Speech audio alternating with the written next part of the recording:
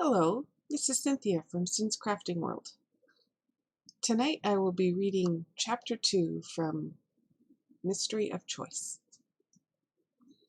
That night Eve Terek left the village of St. Gilda's, vowing vengeance against his father who refused him shelter. I can see him now standing in the road, his bare legs rising like pillars of bronze from the straw-stuffed sabots, his short velvet jacket torn and spoiled by exposure and dissipation, and his eyes fierce, roving, bloodshot, while the Red Admiral speaked curses on him and hobbled away into his little stone cottage. "I will not forget you," cried Eve Terek, and stretched out his hand toward his father with a terrible gesture. Then he whipped his gun to his cheek and took a short step forward, but I caught him by the throat before he could fire, and a second later we were rolling in the dust of the Benelek road. I had hit him with a heavy blow behind the ear before he would let go, and then, rising and shaking myself, I dashed his muzzle-loading fowling piece to bits against the wall and threw his knife into the river. The Purple Emperor was looking on with a queer light in his eyes. It was plain that he was sorry Terek had not choked him to death. "He would have killed his father," I said as I passed him going toward the Grua Inn. "That's his business," snarled the Emperor.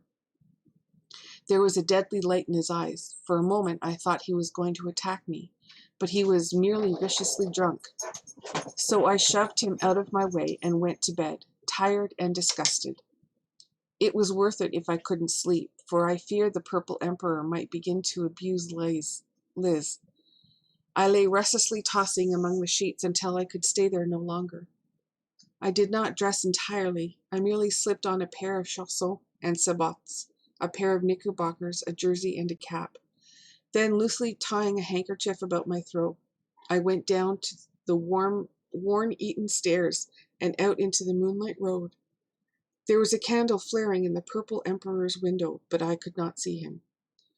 "He's probably dead drunk," I thought, and looked up at the window where, 3 years before, I had first seen Liz. "Asleep, thank heaven," I muttered, and wandered out along the road. Passing the small cottage of the Red Admiral, I saw that it was dark, but the door was open. I stepped inside the hedge to shut it, thinking in case Yvette Terek should be roving about, his father would lose whatever he had left. Then, after fastening the door with a stone, I wandered on through the dazzling Breton moonlight. A nightingale was singing in a willow swamp below, and from the edge of the mere, among the tall swamp grasses, myriads of frogs chanted a bass chorus. When I returned, the eastern sky was beginning to lighten, and across the meadows on the cliffs outlined against the paling horizon, I saw a seaweed gatherer going to his work among the curling breakers on the coast. His long rake was balanced on his shoulder. The sea wind carried his song across the meadows to me.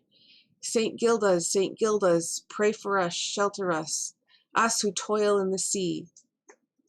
Passing the shrine at the entrance of the village, I took off my cap and knelt in prayer to Our Lady of Faou, and if I neglected myself in that prayer, surely I believed Our Lady Faou would be kinder to Liz. It is said that the shrine casts white shadows. I looked, but only saw the moonlight.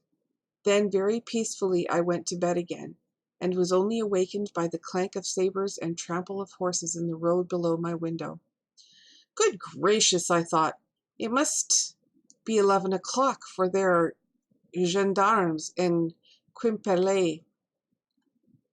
I looked at my watch. It was only 8:30, and as the gendarmes made their rounds every Thursday at 11, I wondered what had brought them out so early to St. Gilda's. "Of course," I grumbled, rubbing my eyes. "They are after Terek." I jumped into my limited bath. Before I was completely dressed, I heard a timid knock. and opening my door, razor in hand, stood astonished and silent. Liz, her blue eyes with terror, leaned on the threshold. "My darling," I cried, "what on earth is the matter?" But she only clung to me, panting like a wounded seagull. At last I drew her into the room and raised her face to mine. She spoke in a heartbreaking voice. "Oh, Dick, they are going to arrest you, but I will die before I believe one word of what they say. No, don't ask me." And she began to sob desperately. When I found that something really serious was the matter, I flung on my coat and cap, and slipping one arm around her waist, went down the stairs and out into the road. 4 gendarmes sat on their horses in front of the cafe door. Beyond them, the entire population of St. Gildas gaped 10 deep. "Hello, Durand," I said to the brigadier. "What the devil is this I hear about arresting me?" "It's true, mon ami," replied Durand, and sepulchral sympathy. I looked him over from the tip of his spurred boots to the sulphur-yellow saber belt, then upward, button by button, to his disconcerted face. "What for?" I said scornfully. "Don't try any cheap sleuth on me. Speak up, man. What's the trouble?" The Purple Emperor, who sat in the doorway staring at me, started to speak, but thought better of it and got up and went into the house. The gendarmes rolled their eyes mysteriously and looked wise. "Come, Durand," I said impatiently. "What's the charge?" "Murder," he said in a faint voice. "What?" I cried incredulously. "Nonsense! Do I look like a murderer? Get off your horse, you stupid, and tell me who's murdered." Durand got down, looking very silly, and came up to me, offering his hand with a proprietary grin. "It was the Purple Emperor who denounced you. See, they found your handkerchief at his door." "Whose door, for heaven's sake?" I cried. "Why, the Red Admiral's." "The Red Admiral's? What has he done?" "Nothing. He's only been murdered." I could scarcely believe my senses, although they took me over to the little stone cottage and pointed out the blood-spattered room. But the horror of the thing was that the corpse of the murdered man had disappeared, and there only remained a nauseating lake of blood on the stone floor, in the center of which lay a human hand. There was no doubt as to whom the hand belonged, for everybody who had ever seen Red Admiral knew that the shriveled bit of flesh which lay in the thickening blood was the hand of the Red Admiral.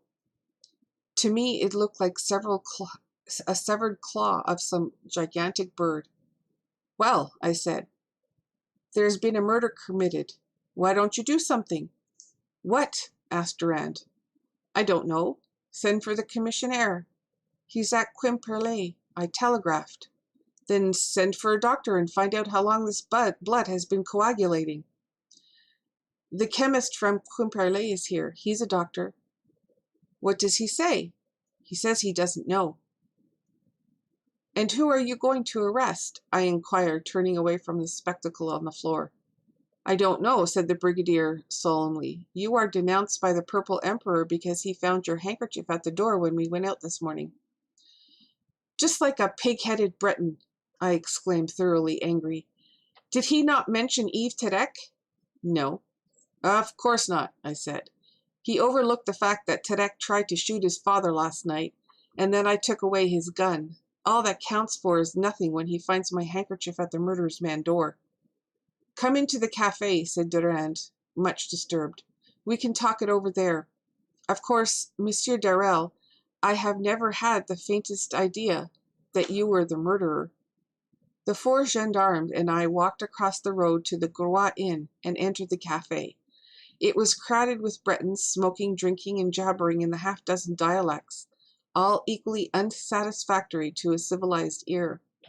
And I pushed through the crowd to where the little Max Fortin, the chemist of Quimperlé, stood smoking a vile cigar.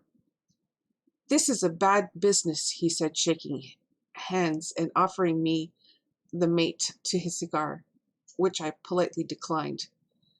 "Now, Monsieur Fortin," I said, "it appears that the Purple Emperor found my handkerchief near the murdered man's door this morning, and so he concludes," here I glared at the Purple Emperor, "that I am the assassin. I will now ask him a question, and turning on him suddenly, I shouted, "What were you doing at the Red Admiral's door?" The Purple Emperor stared and turned pale, and I pointed at him triumphantly. "See what a sudden question will do. Look how embarrassed he is.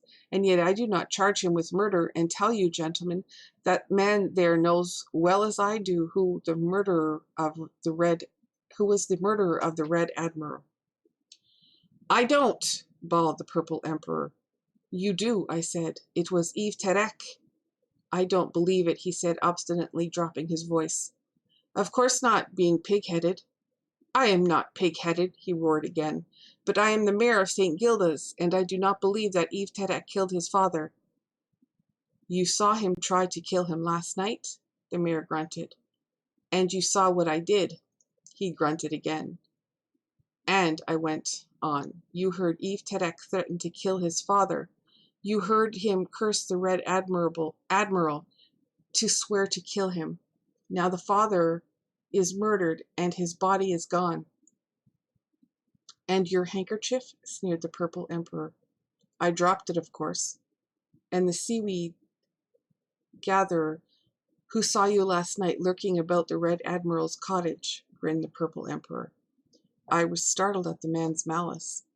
"That will do," I said. "It is perfectly true that I was walking on the Banalek Road last night, and that I stopped to close the Red Admiral's door, which was ajar, although his light was not burning.